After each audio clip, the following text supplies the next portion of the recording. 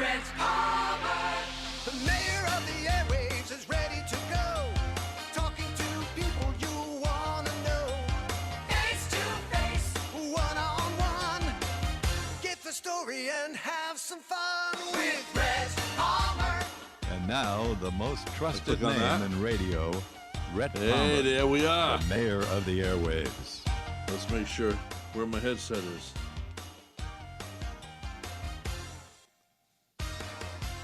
And it's the Zoomer and the Boomer. Wow. How's it going, Rhett? It's going pretty good. All right. Yeah, it's a beautiful day in paradise down here in Florida. for Another all of- Monday. Yeah, it's another Monday. Oh, we can't sing that. How many seconds are we allowed to sing something before then Sony cuts us off and says, "Oh, you got a copyright infringement." It's another Sunday. I wish it was a Monday. No, it's another Monday. I wish it was a Sunday. True. So, did you watch the game?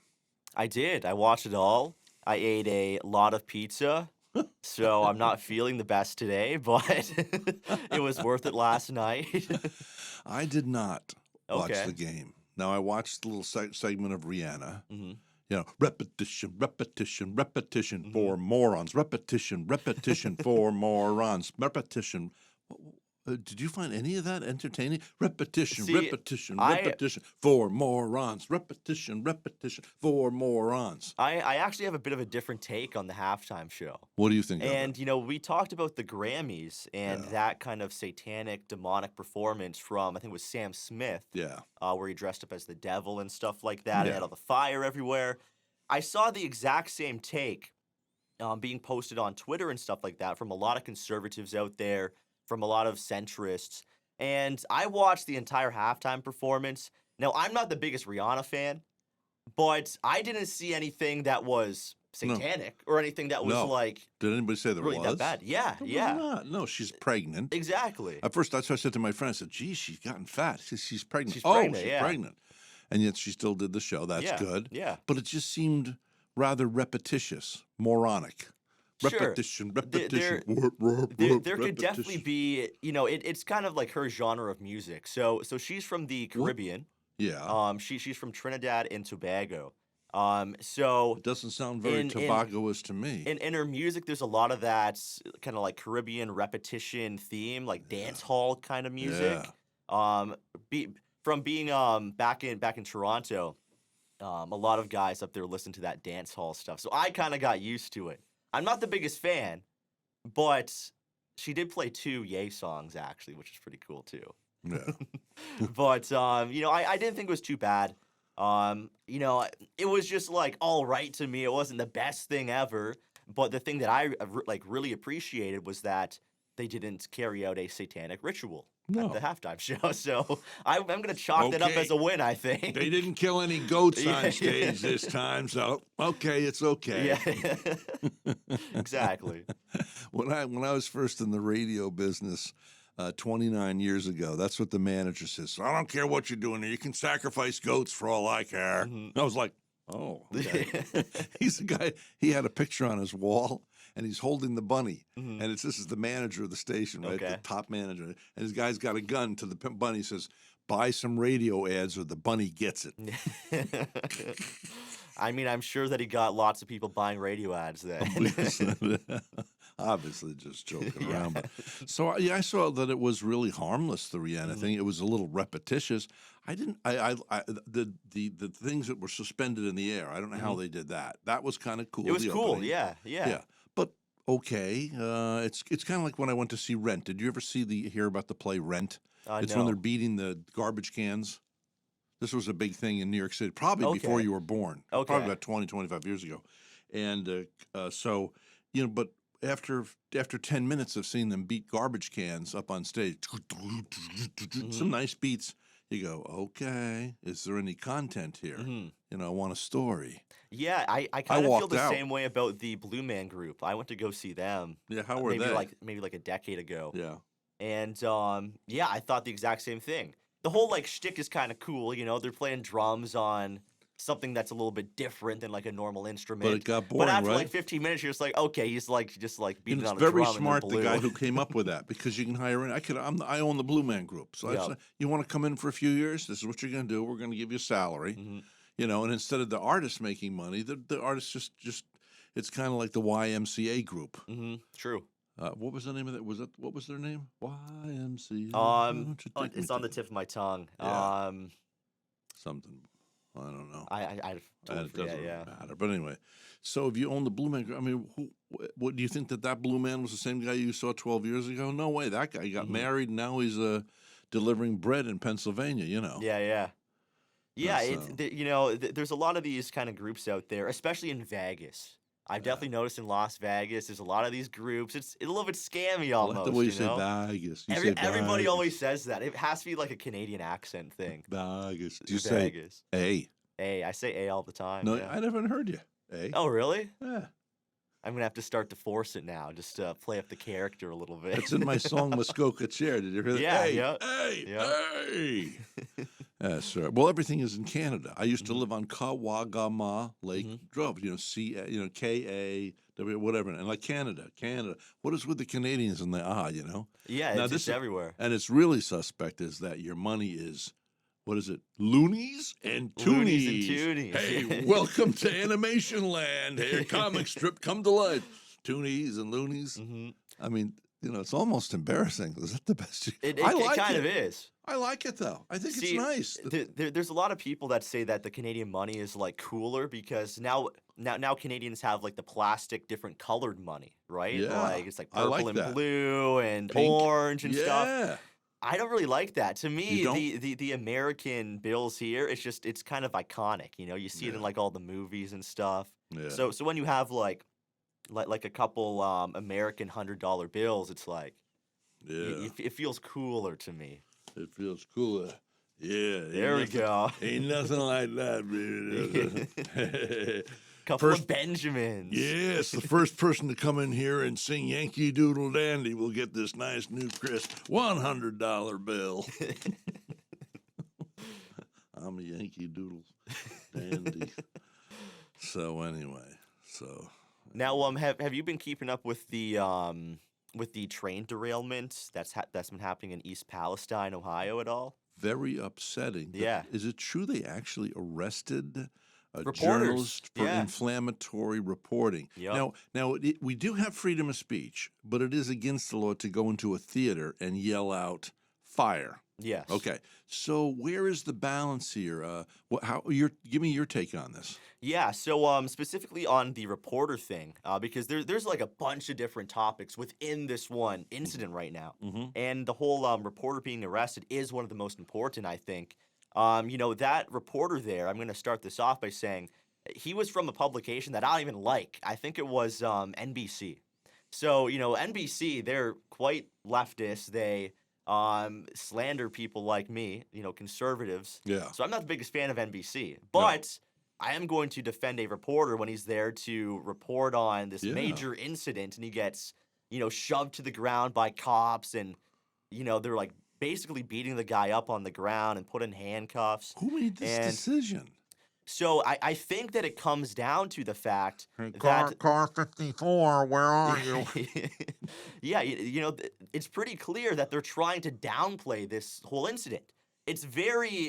It's crazy what they did. They were burning, what was it? It was vinyl chloride, Yeah. which is highly toxic. Like, you will get cancer from breathing that in. And That did is you see, not a Did you good see all thing. the dead fish and frogs? Dead fish, dead animals. There's eggs. People had egg cartons within a mile, and they were turning different colors. The eggs inside of the egg cartons. Oh, yeah. So obviously something's going on there.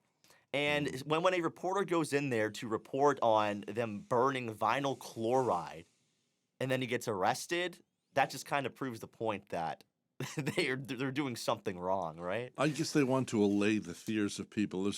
There's two. I just don't believe in. I don't believe anybody has the right to muzzle anybody. Yeah. I mean, that's what Hitler did. Mhm. He muzzled people. We should all have freedom Stalin of speech. now. I mean, where do you differentiate hate speech? It's just like, you know, what's going on in Facebook or what's going on in Instagram or these other places. It should really be. They're not walking gingerly. The one preacher down south here said he was talking about a trip to Israel, and I guess because he mentioned Israel, they took him off of Facebook for a week, or you know, and then they mess with your algorithms. Well, what is this going on here? This has got to end. Yeah, you know, Where are our legislators? This whole hate speech thing. Hate speech isn't really real, for one. You know, like, what is hateful? That is completely subjective. People will say that supporting Trump is hateful, right? So that's kind of like wiped off the board, I think, right off of the get-go. And what about when it freedom of comes- religion? If my religion says that's a sin, now it's not unloving. We're saying that's a sin, but for us it's a sin. But we also say anybody's welcome, you know. But we're not going to not call a sin a sin. For sure, yeah, and you know, I was just about to bring up that point. We kind of touched on it on our last show on Wednesday a little bit. Yeah.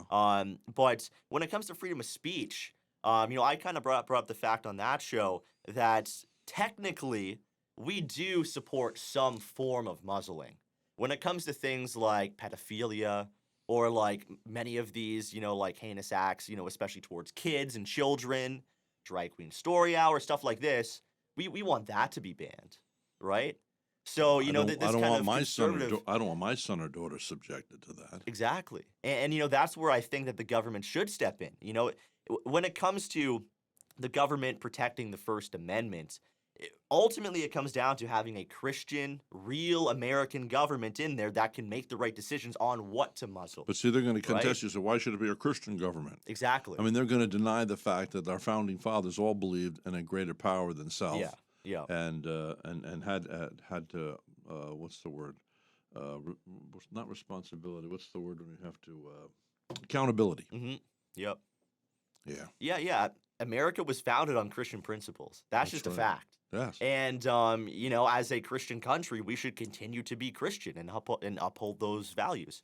That isn't controversial to me. But obviously now, when you live in this hyper-liberal, this modern society, people are going to freak out about that. But, Well- you know, that's what the country is. That's what it should remain. The halftime show, you know, why all the pointing to the genitalia? When did this become? It's kind of like the radio. There was a radio show in town here that I don't know if the guys are still alive, but they would talk about, you know, like an infantile fixation on human genitalia. It's kind of like, okay, what are you going to have, 8th graders here? Hey, let's say fart. Like, this is entertainment, and adults are listening to this stuff. And it's like now, it's like ever since Michael Jackson pulled up his crotch and doing this and the fanny and it's, come on. I mean, you know, what is this thing? Where's the material? What it is, and that nobody will like this, but it's like low class is taking over the airwaves. You know, it's just no class. I mean, I don't know. Elvis did it with elegance and class. Sure. I mean, you know, Elvis still did some, you know, quote, degenerate things too. I think that it's just always kind of been, it might be like a shock factor thing within the entertainment industry. And just as that's progressed from like the 50s, 60s, 70s, 80s, 90s, and Yeah. then now in 2023, it's Yeah. gotten to a point where, you know, you have to be more and more shocking kind of thing. But it's always been around. Here's my little song for the day, right? Okay. Porno singers, they strum guitars. Lost little lambs bow to the next superstar. Gluttony eats greed, when is enough enough? When will you vomit the evil up? Oh well, time moves slowly here in hell. Oh well, time moves slowly here in hell. Nice. Porno singers strum guitars, lost little lambs bow to the next superstar.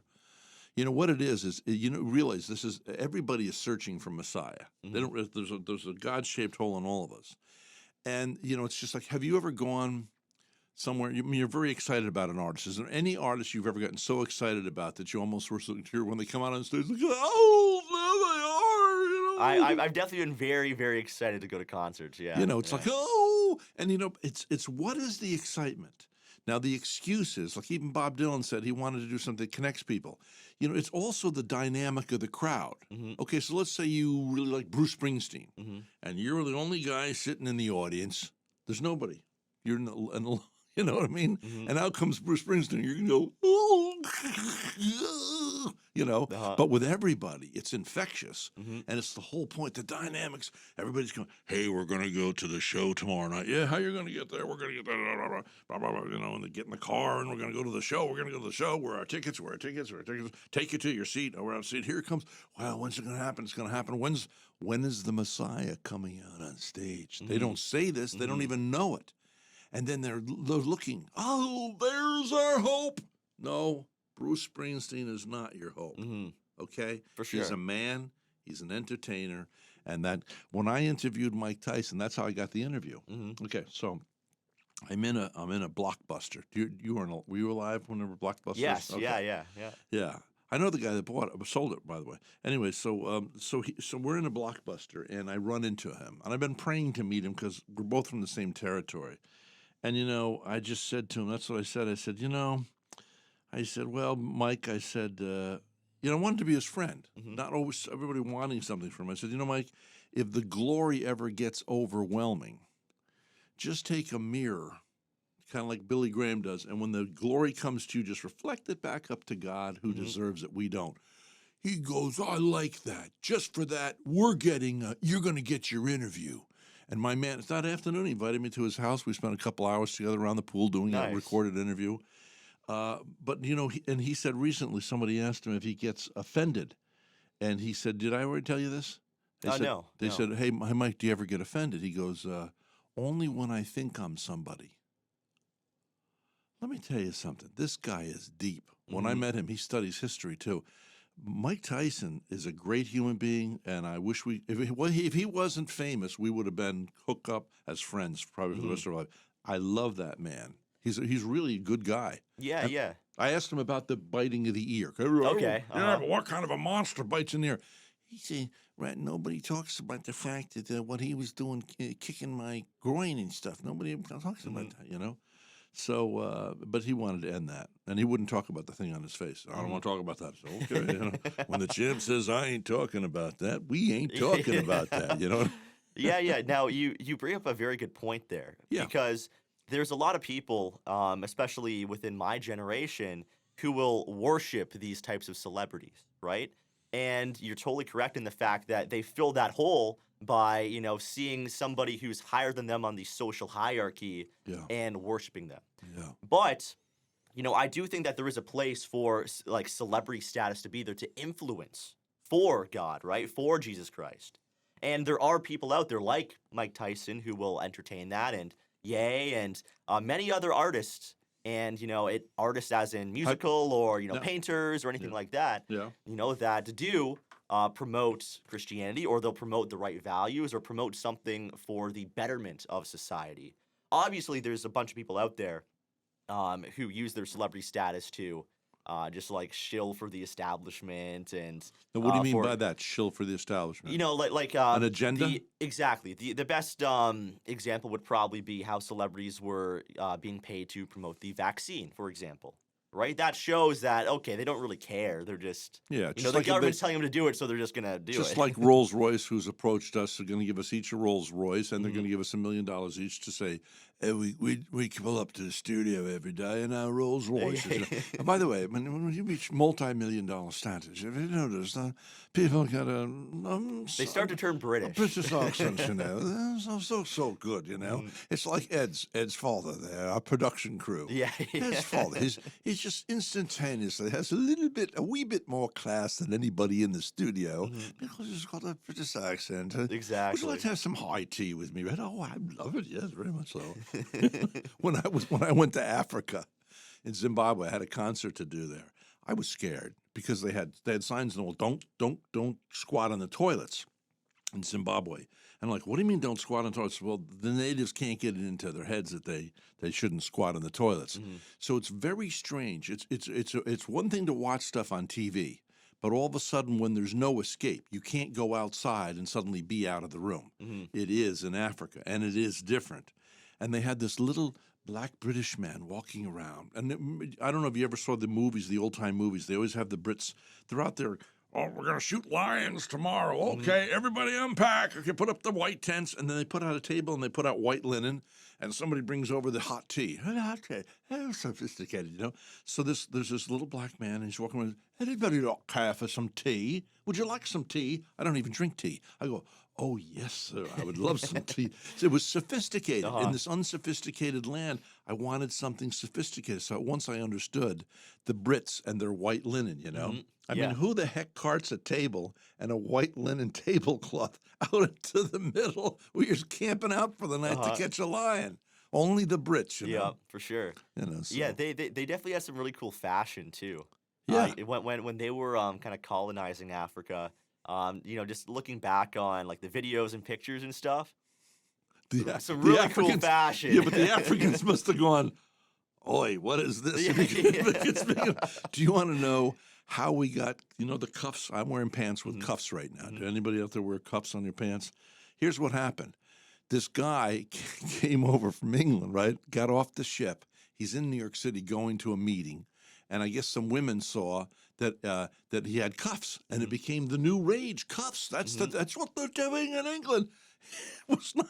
He rolled up his pants because it was a rainy day, and they thought it was cuffs. And It that's was totally practical. Yeah. that's how cuffs got started. Mankind. Yeah. Sometimes, you know, repetition, wah, wah, repetition. Rihanna, repetition. Come on. I mean, I don't know. It's sort of moronic. You watched the halftime, huh? Yeah, I did. Is there anything Watch it all. redeeming about it, or except for the things, you know, the Yeah. I thought that the gymnastics. platform was definitely cool. Yep. I thought that the colors were cool. You know, red is always really cool when it's paired with white, I think. I thought that it visually looked very good. You know, there are a couple songs that were played that I do like. Like I said earlier, I'm not the biggest fan of like all of Rihanna's stuff. Oh yeah, but you like but- Ye. Exactly. Yeah. Now, what about Ye? I still can't get it. You know, recently somebody asked me if I wanted to be in a music video with Ye. And I mean, the guy's brilliant. He became what $3 billion. I mean, but of course now thinking he's impervious. But he said he came to know Jesus Christ as his Lord and Savior. And as you said, there's no swearing in his concerts anymore. That's a good telltale sign. Not that it's against the law to swear, but when I had my conversion experience at 29, I used to swear inadvertently, constantly. I mean, even my friend, his daughter was in the room one time. He says, Rhett, my daughter's in here, my 9-year-old daughter. Oh, sorry, Tony, sorry. And but I got born again in my living room, and 2 weeks later, I went, wow, I'm not swearing anymore. Now, a year later, did I feel like swearing? Yeah, but I didn't swear. Then a year and a half later, I felt like swearing. I went, well, I'm going to swear. So it became a sin of commission instead of by omission, but nonetheless. So I think that's a good telltale sign. But what did he say that's making everybody think? I mean, so he says a lot of the music businesses or the movies are owned by Jewish people. Yeah, well, so what's wrong with that? I don't know. Did he think there's something wrong with that? Yeah, so the whole idea behind Ye coming out and kind of like openly saying this, that Hollywood, government, the media is there's an overrepresentation of Jews that run it, is the fact that it's not Christian. And, you know, this kind of ties into what he was talking about on the InfoWars show as well. But basically, when you have these people of the Jewish faith who ultimately, within their Talmud, they do not like Jesus Christ, within their holy books. Well, they just don't not that they don't like him, but they don't accept him as Messiah. It says in the Talmud that Jesus Christ is burning in hell for eternity in a Are you vat sure of about human this? excrement. Yes, you can Google it if you want. So that's why that extreme Jewish guy said that to me over the phone one time. Oh, I said thought what? he said that, you know, something to that effect. Okay, Jesus yeah. and excrement. Yeah. I thought he was making that up. Yeah, no. So they do not like Jesus Christ within Judaism. So Ye's whole point is that all these people are running the media, controlling what Americans see on their televisions or online or within Hollywood or in the music industry, and they hate Jesus. Hold on, but these are extremists. These are the Hasidics. No. So Well, so no, I got a lot of. Look, half my family's Jewish. You know, they don't go to temple. They call okay. themselves The social Jews. There's a secular lot of secular, social. Yeah, right? Yeah. I mean, who's the guy that got arrested? He was the what do you call those influencers in Washington D.C.? They get paid a lot of money. Lobbyists. Yeah, Yep. lobbyists. Who's the famous lobbyist? Osmoff or what was his name? Abraham. I mean, they paid him $60,000 here to speak one night, and he and I went to dinner together. Okay. And so, and he went to jail. It was the time of Bush and stuff. He's a brilliant man. He was also in the movie industry. I don't know what he did wrong. He went to jail, got out. Now they're paying him $60,000 a speech. Yeah, yeah. Arrest me. You know. So I asked him. I said, "How come the Jews don't proselytize?" Well, he said to me, because he's a very dedicated Jew, and he said, "Well, Rhett," he says, "you know, you've got to keep 10 commandments. We got 667 rules and regulations and all this stuff, which has been built up by man." I mean, in the old days, the Jews were told, the Hebrews were told, you don't leave your land on the Sabbath. Okay. So what they would do is they put pebbles in their pocket from home, and they'd throw a pebble and technically step on that pebble to go into town, put another pebble down, and so on. Like you're going to fool God. Like, hey, God, technically I stayed on my land. Yeah. Now. Now here you got, I mean, I think a lot of Jews are brilliant. I'm going, wow, once again, mankind in general. Yeah. Now in New York City, they do something like that too. They have red laces that go all around different neighborhoods in New York, so that they can go outside on the Sabbath and stuff like that. Wow. Too. Yeah. I don't, man, see, the trouble is when, man makes religions, I just, it's just like, well, whatever, Jesus didn't come to establish, as Billy Graham said, Jesus did not come to establish a religion. He came to create relationship between you and him, and it's between you and him. Yeah, yeah, so that's kind of like ultimately what it comes down to. And this isn't to say that all Jewish people are bad. Obviously, there's awesome Jewish people Every out time there. I tell you, Ye has Jewish people who work for him. Like it's not about that. The whole point is that there's an overrepresentation here when they only make up 1.9% of the population, and they're controlling the media. And they're obviously going to push their religion over Christianity. I'd like to right? Somebody should do an investigation, see if they are controlling the media. But it's kind of like there's an over thing. Every time I turn on TV now, you got to have, the obligatory black and white couple, and then the obligatory lesbian couple, the obligatory homosexual. It's only 5 or 6% of the population. Why does it have to be in every show? And I frankly don't want to see it. For me, look, I love people. And if I'm totally candid, we've all had gay friends, right? And I think there's some gay guys I met that are just wonderful, creative, human beings. And I like the fact they're in touch with whatever that is, and they have both chromosomes. And I hope those people are in heaven, because otherwise, I don't want to go to heaven with a bunch of, oh, praise the Lord. I mean, puffed up with arrogance. I don't, that's one thing that religion does. It gets people puffed up, thinking they're better than other people. Like Mike Tyson said. They said, "Are you ever offended?" He said, "Only when I think I'm somebody." Did I tell you that? I probably told you the thing about the car wash, right? No. Okay. So when I was younger in this town, I used to belong to the yacht club. When I was a kid, we belonged to the golf club and the tennis club. Okay. So I just joined a new club. It's the membership. I got a membership at the car wash. They have a thing now. You pay a certain fee, and you pay it monthly. And I go every day. I'm going because they get they got the vacuums, and I just love it. I'm keeping my car immaculate. Anyway, so I'm a member. So they have 3 entrance ways to the car wash. Okay, and so one is to the left, to the right, and the one to the far right, it says members only. But you can, if you get there, you can pay by putting a credit card in the machine. So here's this lady. And she's getting out of the car. First of all, she rolls down a window. She can't get it working. She gets out of the car. What are you doing in this lane? This is the membership lane. You're not supposed to be in this lane. What are you doing in this lane? Anyway, so finally, she goes in, and I follow in. The thing reads your license plate and goes, lets you up. You know? So it's really cool. Everybody else is fumbling with their credit cards. You get to go up to the members thing. It goes, Yeah. you go, well, look at my hair now. I'm a high rolling member of the car wash at the car wash. Anyway, so I'm going in, and I'm saying, I said, hey God, is this wrong? I'm a member. I get certain privileges by being a member and making that financial commitment. And suddenly I was thinking of Mike Tyson. I went, oh, Rhett, so you think you're somebody with my membership at the car wash. The car wash. I'm high rolling it, man. I remember. Oh, so you think you're somebody? Oh boy. Okay. Sorry about that, guy. Is that funny? My big membership at the car wash, People do that, though. Oh, for sure, For yeah. prestige. They should actually sell these little plastic cards. Official member. We should do that. We should sell official membership to the Zoomer Boomer show. I like that, yeah. Yeah. You get discounts somewhere. We don't know where yet. Maybe we could get Joseph Conrado. He owns a bunch of McDonald's. Maybe we could go to the corporation. You'll get 10 cents off a Coke once a year if you're a member of the Zoomer. You're an official member. What do you get for this thing? Yeah. There's kind of like a cultural thing that's happened within like the past decade with that. Yeah. With the Amex credit cards, you might have like heard about this. Yes. But they keep releasing different levels of them, right? And if you have like the black platinum yeah. Amex card, you're Yep. rolling. I went with a guy like that once. It was an advertising firm in upstate New York.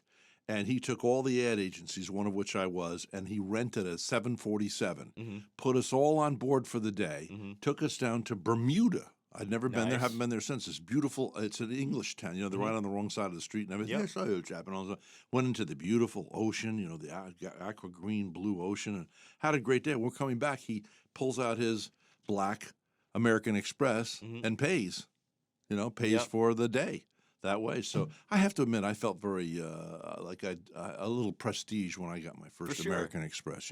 Yeah. Yes, I have arrived. Yeah. There's definitely something to it. It does kind of go to show that the social hierarchy is real, right? It's like physical proof of that. I don't think that there's necessarily anything wrong with it as long as you don't let it fully get to your head. There should be reward. I had this man I know. His daughter said recently, "I want to be communist. I believe in communism." He goes, "Okay." They're on a jet. And he goes, well, you're about to graduate from high school, and you want to go. You're pre-med, right? Yeah. You worked very hard to get those A's. You have straight A's. Yes. Well, we're going to take some of your A's, and your friend who only is a C student. Yeah. Josephine. Yeah. Well, we're going to take some of your A's and give them to Josephine, and she's going to be a C, go to a B, and you're going to go from an A to a B. That's not fair. He said, well, that's what communism is. We got to say goodbye. Say so long for now. Adios, everybody. Adios. Thanks for having me on again, Rhett. Always fun. The Zoomer Boomer Show. Yeah.